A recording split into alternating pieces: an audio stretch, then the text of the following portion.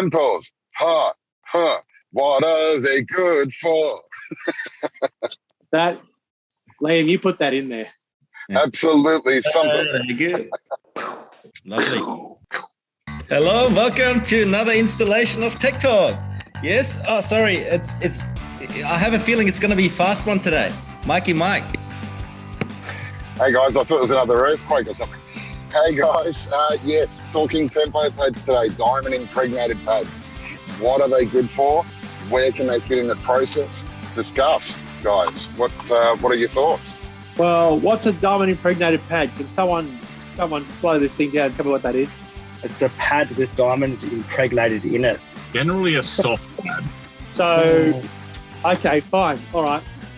I will explain. Diamond impregnated pad is essentially a nylon pad similar to a regular burnishing pad, okay? That's got a layer on top of it. So it's got a diamond resin media sprayed over the surface. So you've got large surface area covered with diamond particles.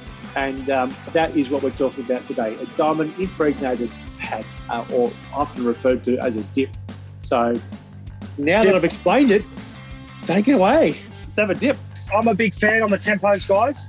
We use them quite frequently on our floors. I think they've got a really good multi-use over a broad range of flooring solutions. So I think they're really great on the surface polish or the nil exposures. I think they've got a really good place in that, especially after we've done our fine honing at the start and our density removal earlier on in the stages.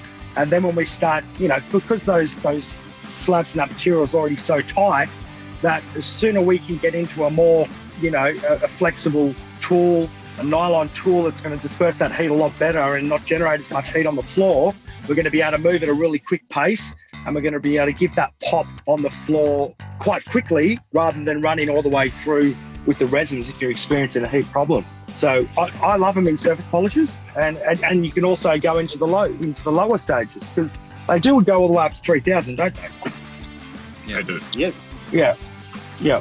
So especially in matte finishes, if you still want to getting that floor right at the start process and getting all the foundations right, you can go into a lower 200 or a 400 tempo to give that real satin matte look. But in saying that, you're still going to set the foundations up first. I have a question based on your low finishes. So obviously you're talking about surface polishes where we want to get a nice matte finish. Because when we have a low finish, that means we're going to have less steps of densification in that particular instance, right? So my question is, how far do I need to go, and can the Tempos cut off densifier? Tell me about that. No. Kurt refuses to tell you. No, that's just, just think about it. No. If we sidestep and we go all the way back to texture, grit, grot, acne, and then we're going to put an impregnated nylon pad onto that, one would think, what do you think that might do? That type of a tempo doesn't need abrasion to stay open and to be profiling. Yeah, so no, you can't cut off densifier with it. That's a no. Beautiful. And it's made on a fairly soft product. It's probably going to tear off the surface and really do some damage to those pads. Yep. Speaking of removing things, another question I get asked quite a bit is, can you, or is there any benefit, or is it a necessity to remove sealer with tempo pads? I mean, they've got the blue pads, which aren't diamond impregnated or diamond dip, if you like. So what would be sort of the different processes there with when it comes to sealer? Well, me personally, the floor would be finished on a tempo, like the process, and then the floor would be sealed, and the sealer would be taken off with a blue nylon pad. Just a plain blue pad. Yeah. It's a good question, because you actually can, and this is one of the things that I love about it, is that say you're on a tight time frame job, or it's a very low budget job, every single pass that you do over the floor has a cost associated with it. So if you get to a project where it's tight time frames, tight budget constraints, all those types of things, and they still want a high gloss floor, you could take a floor traditionally up to, say, a 400, put down your impregnating sealer. Once it is absolutely bone dry, and that's key, it has to be absolutely bone dry before you run a dip over it. If you've got a 400 universal, let's say, finish on the floor, and it's sealed. The sealer is bone dry. You can put a 1500 or 3000 grit tempo on there, and you can actually burnish off the excess sealer, and it will bring up the gloss level of that floor significantly. And it won't just bring up the gloss levels; it'll increase, the durability of that surface ongoing. So you're able to create a floor that's a better product in the same amount of time, doing as many passes as you would have previously, or removing one. So there's some real benefits to playing with dips. Josh, one of the best things I've seen is with the blue pads. It was a very quick on the fly video. I think Daniel took the video, and I'd love to insert the video here of you with the blue pad with sealer and just removing that sealer off the pad. Yep. Is that something is that just on the nylon pad, or is it something you can do, or are you going to gunk up your tempo? Mike, that's a good point, because it's absolutely imperative that sealer is bone dry to help prevent that. Because if you get the similar type of build-up on a resin pad, it's going to generate heat and it's going to start scratching the floor.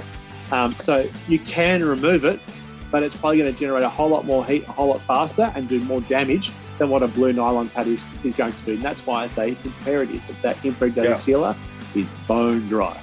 Yeah, and I agree, and that's the reason why in my processes, why I don't do that, is because I'm efficient on site and I'm getting to where I need to be in the time frame, and I'm taking that sealer off probably a little bit quicker than what I would to wait for it to go bone dry. But the key word that you said there, Joshy, was play around. There's so much playing around with tempos, which I think is fantastic.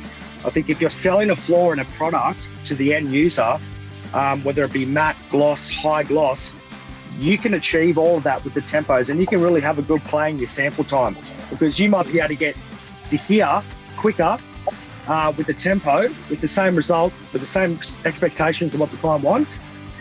They're fun. They're a great tool. And Kurt, you haven't told us anything about maintenance for the tempo. Well, they're great. They're great for maintenance. It can bring that floor back up to where it needs to be. I know we did a job a while back where a guy wanted to sell his home, and he needed to put a bit of luster in his floor, and that was done with a reseal and 2 passes with a tempo, an 8 and a 15. We actually took some gloss readings beforehand, which were quite low, and we took the gloss readings after that, and they were considerably higher without doing any real mechanical grinding or grouting or densifying. We just got it to where it needed to be with the tempo. So great maintenance tool, just to get that pop and give them a good clean as well. Yeah, we talked about how quickly we can get the gloss or get that low sheen finish, but we didn't mention another great feature of the tempo is, especially at that lower stage, when we're finishing, let's say with a 200 resin or like a honing tool still, they're actually really good at removing resin marks. I think with a lot of the common floors I see nowadays, that you're going for that satin matte finish, it's a great tool to finish those low gloss polishes to get you a nice finished look without any machine marks. Yeah, that's good. Yeah, absolutely. And we always talk about pros in the industry and that sort of thing there, and I've got to say, from a sales point of view, I'm sure you'd agree, Dan and Milan, that within every order there's always a range of tempo pads sold. The guys that are in the know in the industry, they're not just buying 3 blue pads, it's 3, 6, 9, 12 sets of tempos and a set of blue pads. It's something always in the arsenal, so that says something in itself. Good. I've got one more question. Sorry, Dan. I get asked this a lot. So after I seal the floor, the client looks at the floor and says, can you take it down a little bit, or can you bring up the gloss? Now, the tempo is great for that, but do I need to reseal the floor once I've run over a tempo finished floor? I like it. No, there's no requirement. You're really not changing much of the surface with a tempo. The sealer, if you're using a impregnating sealer, is going to be lining the capillaries at the surface level, so there's no need to redo the sealer application. I've got one myth to bust. Josh, can you help me? Or Kurt? Let's say we're doing side by side, right? Okay, anywhere from 2, 4, 8, 15 under machine resins. Will the tempos at the same grit give me the same finish? No, they won't. No, they won't. Once again, yes. Sorry, Josh. You go. You can go, Kurt. I was bringing it back to to the product, again, what you're actually selling. There's gloss, all right? There's a gloss floor that you can achieve by running through the process, or we can get high gloss floors, clarity, reflective, high DOIs, high gloss readings, and that can be really achieved from running through that resin rate. Like, personally, you can see a massive, when you put a WORX 1500 resin on, or a 3000, you're not going to get that clarity out of a tempo. I'll explain why. I'll explain Yes. why, if you like. On a very, very small level, the resin tool is, by comparison, non-flexible. Okay, it's made up of all these blocks underneath of it, which are quite rigid. And we get the clarity out of the floor and that amazing tight shine because it's flat, and the shine is flat. Okay, that gives us that really, really strong reflection. And if we're using flexible tools over materials that are not absolutely uniform and homogeneous all the way through, like concrete, for instance, the flexible tool is going to still put more pressure on the softer materials, and basically the softer materials are going to yield, right? So there's going to be a slight little bit of this going on at a microscopic level, and that's going to just skew the image a little bit, the reflection, and make it look slightly foggy. If we're using a more rigid tool, like a resin, a typical traditional resin tool, it's stiffer. And so there's no need for those softer materials to yield. And that's part of the reason why we use larger segments in the lower ranges, because we need to maintain the same pressure all the way across. And as we get higher up into the polishing tools, we have the capacity to go to smaller sections or smaller bricks, if you like, to create higher speed tools. But we still need to maintain a certain footprint on those so that we are not creating that ripple effect on the floor, or orange peel effect. And so that is a difference you can expect to see based on the different type of technology that you're using. One is a bit more rigid and the other one is flexible and can follow those contours, but it'll also eat out the other softer particles, causing them to yield, and then you get that slightly dimpled or orange peel finish. Yeah. So they're very much a finishing tool just to complement the bulk of the work that you've done. Yeah. Correct. Unless that we're talking about that tight time frames, low budget type of thing. Client wants high gloss, but they don't want to have to pay for the full system because they're leasing the property. Why would you want to make such a huge investment, but you still want the gloss to suit your product or your brand image? This is a great way of achieving it at a lower cost. That's it.